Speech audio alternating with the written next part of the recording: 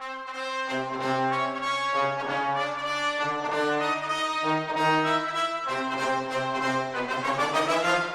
guys, I'm back with another model kit. This one I'm going to be building is the Deadpool, the deluxe version.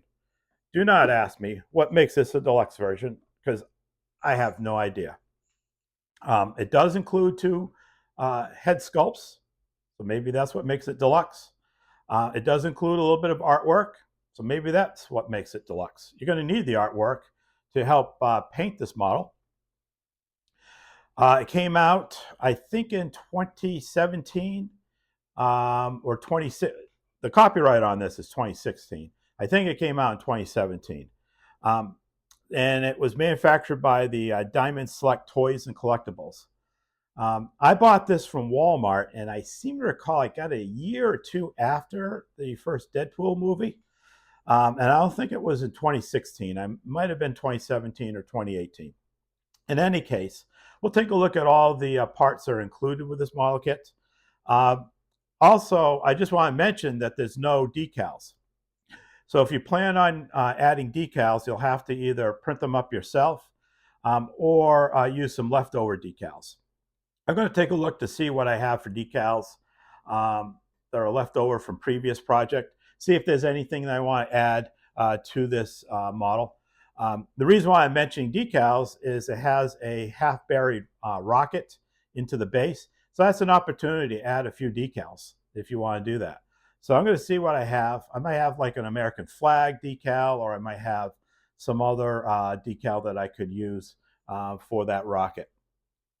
So in a second, we'll go to the bench and see what's included with this model. Okay, let's see what's inside the box.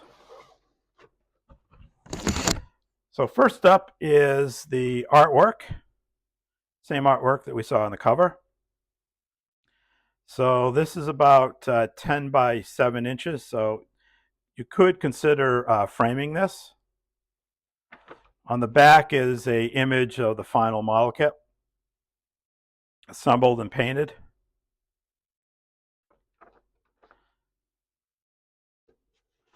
Next are the instructions. As you can see, you got two choices for heads. You got a unmasked version and a masked version. I'm not too sure if these heads are interchangeable with the body. Once I start assembly, I'll find out if they are. I'd like it to be interchangeable if possible. If not, then I'm going to have to decide pretty early on which head I'm going to be going with.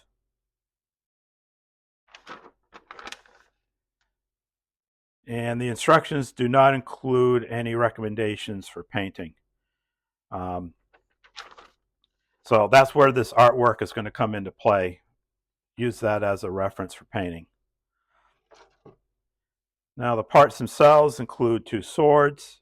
You have the gun disassembled, and you have a sidearm, knife, and it looks like it could be a shell casing there. Again, we got the shell casings. We have some of the ammunition packets that would be on Deadpool. We have the two head sculpts. So you can see you got the masked version and the unmasked version. Back of his head. And some, looks like some hand parts. Hold his weapons. Next we got the legs and a couple ammunition packets. Pretty straightforward in terms of assembly of that. We got the actual body with his arms.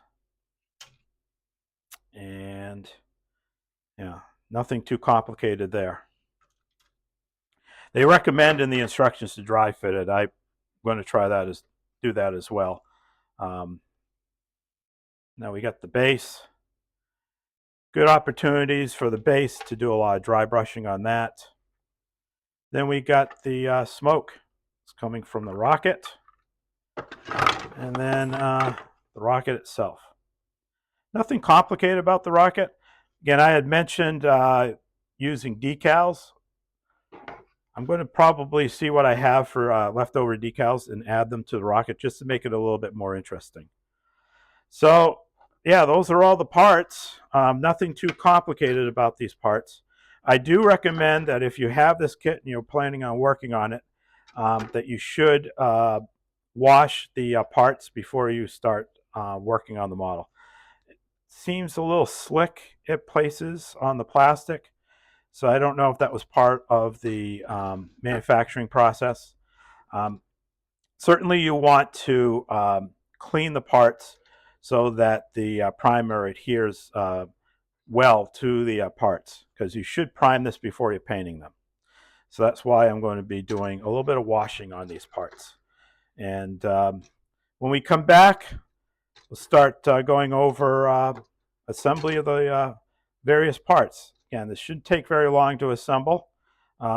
And as the instructions do recommend, that you should dry fit them. So I'm going to check that out, see how well they actually go together. So I encountered a couple of issues so far. First, started off with the sword. So this sword was actually curled out of the box going in that direction. So I ended up having to heat this in some hot water and try to straighten it out. It's a lot better now than it was before. It was really, really curled in one direction. And that was very annoying. Another issue I've been encountering is the connecting pins are very, very tight when it goes inside a hole. So I recommend scraping or filing or sanding these pins down so it fits into the hole. Otherwise, you'll end up with these large gaps. And even here, I'm going to have to take a look at it, but it's still a little bit too large of a gap. I encounter the same issue with the hands. They don't exactly fit together perfectly. None of this is glued yet, so I'm going to address gluing that a little bit later on once I get these as tight as I can into the pegs. Even the heads came out okay. Still a little bit of gap that's going to have to be addressed on them. The gun's another issue. So you use the two parts that go together. You can see there's a line going down the middle there. But for me, the annoying thing is the holes in the gun barrels, sort of filled in. You can see a line where the two parts join right here. So what I'm thinking I'm going to do is drill out these holes here, and then maybe a little bit further down into the gun barrel, I might glue a piece of plastic in there just to block it off so that there's no light coming through. Another annoying thing is there were sinkholes on this. So I think you can see there was a sinkhole there, and there were actually sinkholes here too. They had to get filled in. I think I also encountered a sinkhole on one of these arms too. If I'm not mistaken, I had to fill it in on the arm as well. I haven't gone through the rest of the parts yet, but I'm sure there's going to be some sinkholes. So I ended up using my sprue goo to fill in those sinkholes so that it was, so it looks like it's part of the plastic now. So I'm going to continue to construct this model. In terms of construction, it's real easy, although the hand can be a little bit of a challenge. So one of the things I'm thinking of doing is not gluing the hands together until I've got the weapons painted. Because once you put the weapons into the hand, you're not going to get to these other areas like on the sword or on the gun. The gun's a different issue altogether. I could actually glue the hand together completely, fill in any gaps, because the gun itself just fits right in like this. And when I'm ready to assemble the gun onto the hand, I can just have it already pre-painted, and then it's just a matter of putting a little bit of glue on, probably on the inside of the hand here, and it'll be solidly in place. But yeah, I recommend having the weapons separate from the figure's body, so that you can get to painting all of these areas that you wouldn't get to if it's already assembled. So when we come back, I'm going to have more of this figure completed. Well, if you're following the instructions, it's important to dry fit before you start assembling the body. These instructions are not correct.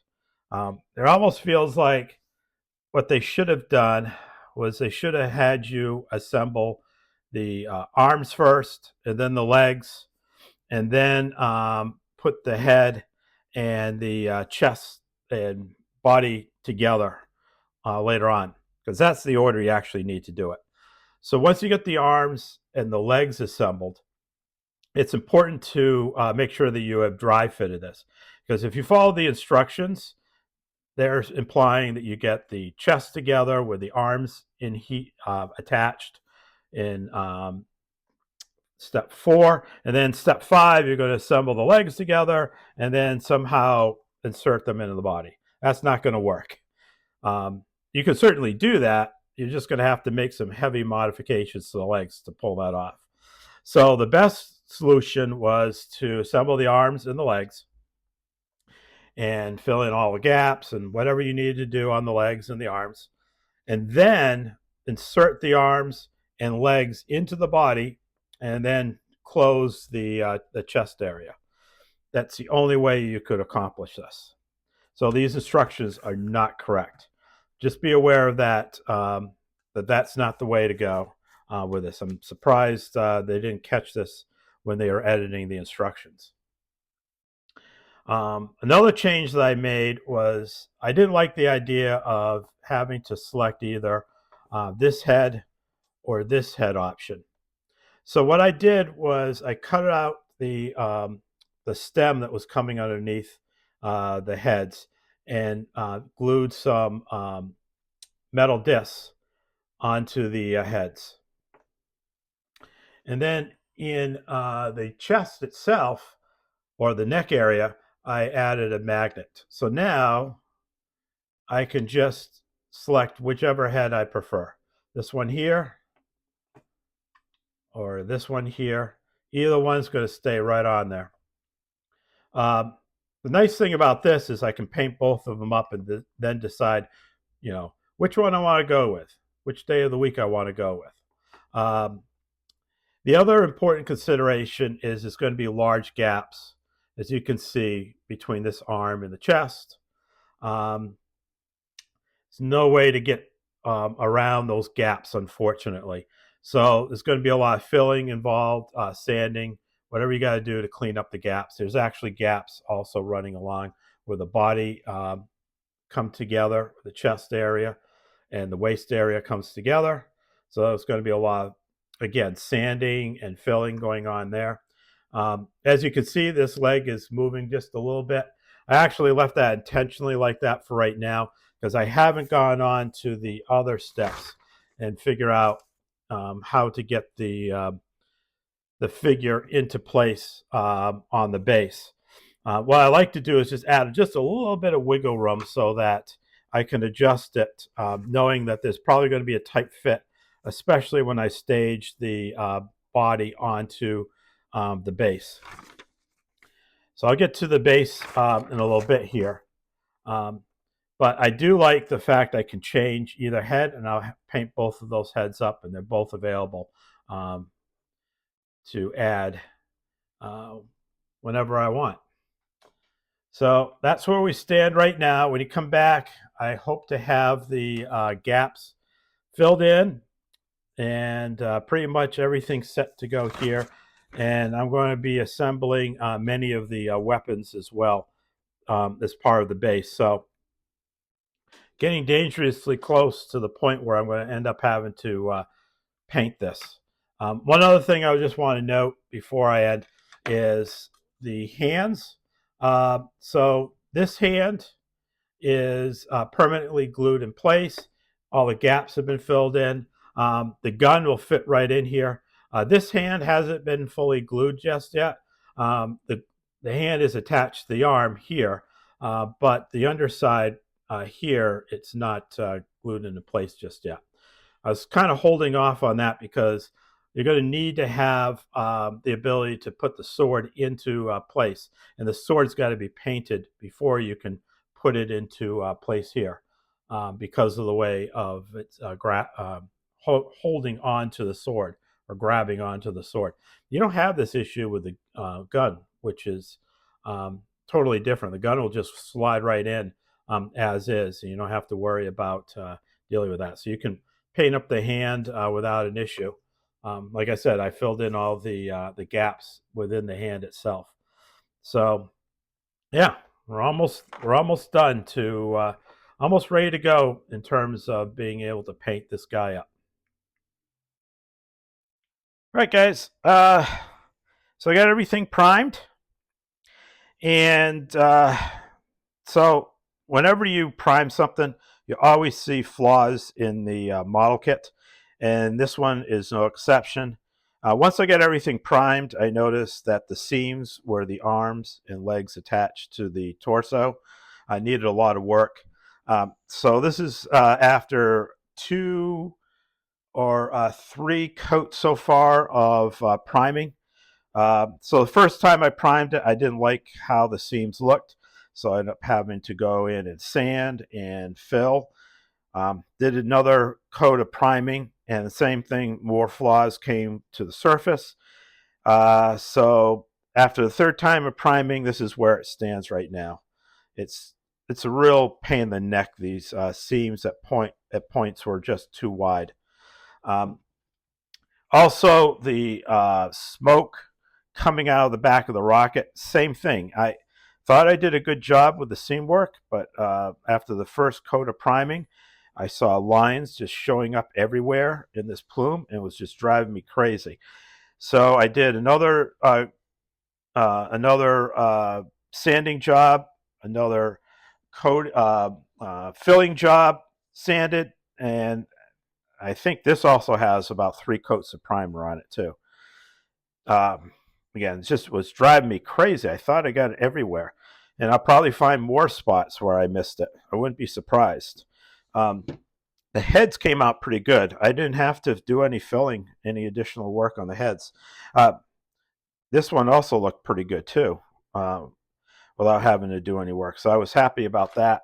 And fortunately, same thing applies here. I didn't really have to do any work, although I kind of hate that seam in the back, but it's hard to do anything with that. But overall, it came out pretty good.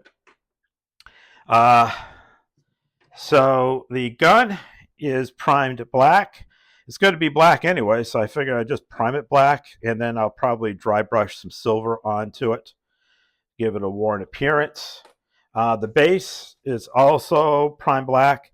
My plan is to dry brush some brown, really dark brown, onto the surface, and then pick out each of these rocks and paint them separately.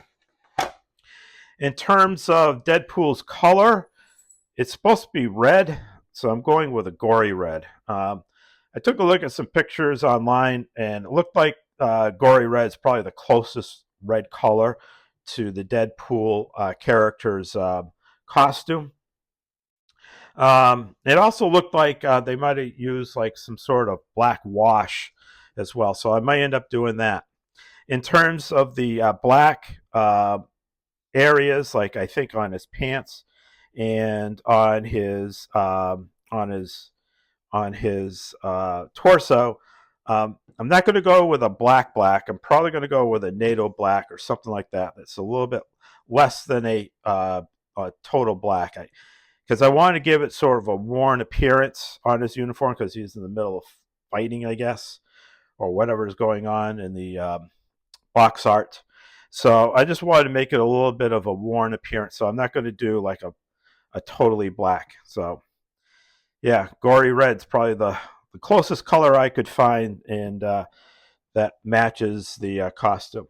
So when we come back, I hope to have the figure mostly painted, and I'll be working on, after that, the rocket and the base and each of his weapons.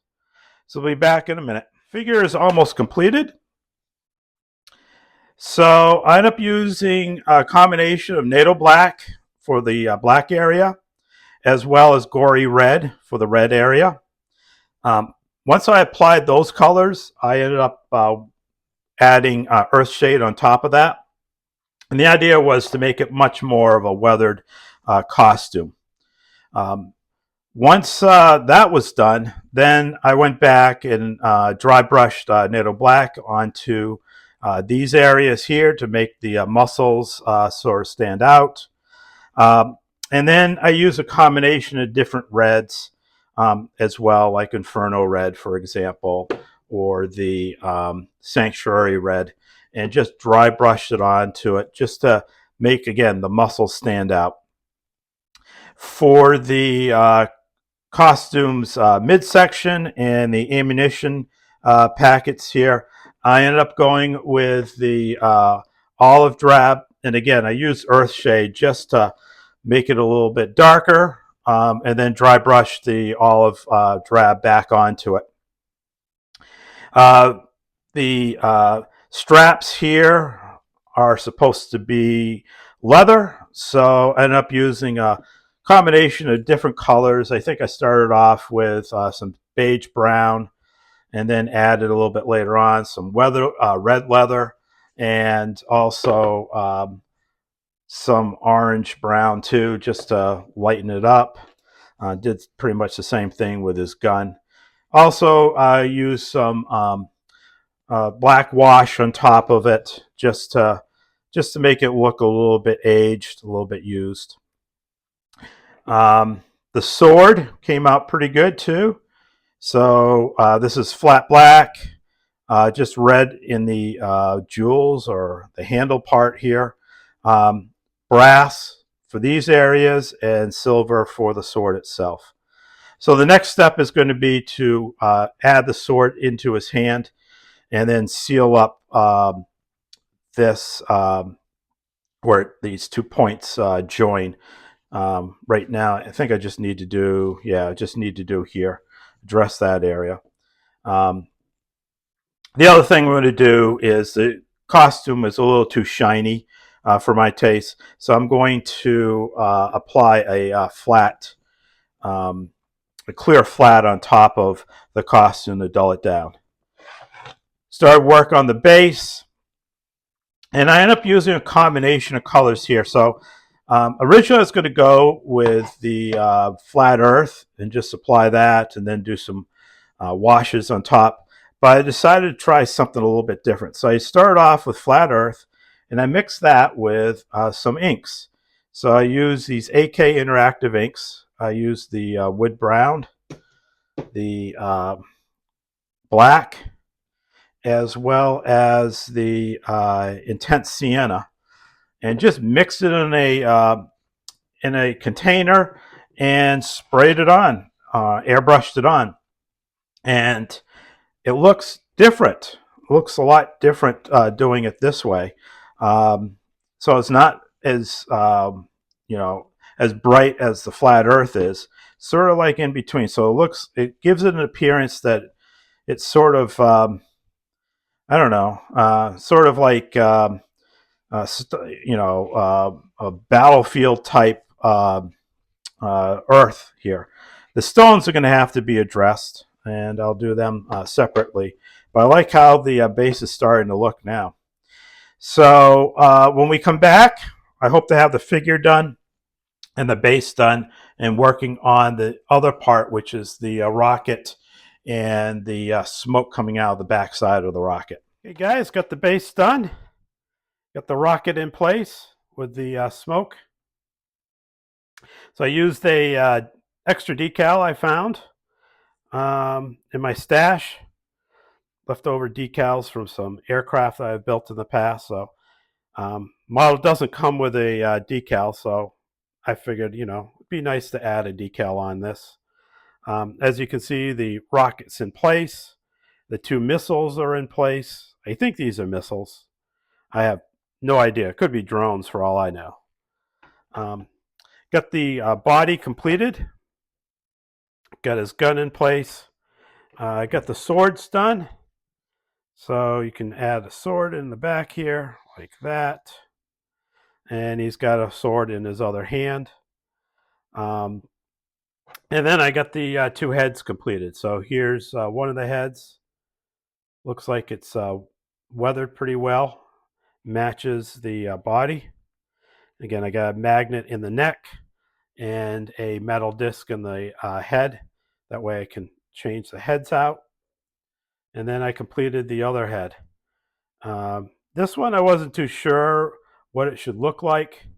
So I added what looks like healing going on in different parts of his head. Get the eyes looking to the side. I never like having the eyes looking head up straight on. Doesn't feel natural that way, even though of course we do look with our heads straight, our eyes straight on. So again, get it stationed like that. Kind of like being able to change out the heads at will. And with the magnets in the neck, or the magnet in the neck, and these metal discs in the heads, it makes it a lot easier to position the heads either way. Kind of wish that that's how the model was originally set up.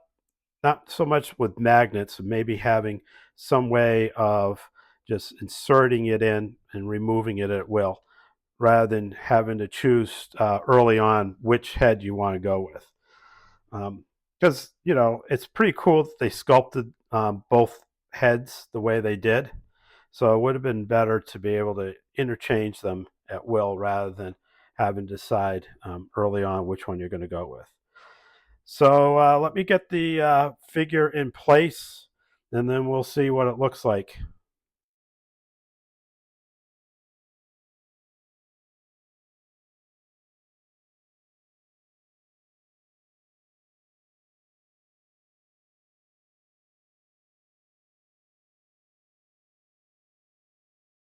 Okay, guys, so this completes Deadpool, the Deluxe Model Kit by Diamond Select Toys and Collectables. So I like having the ability of switching out the heads on this model kit.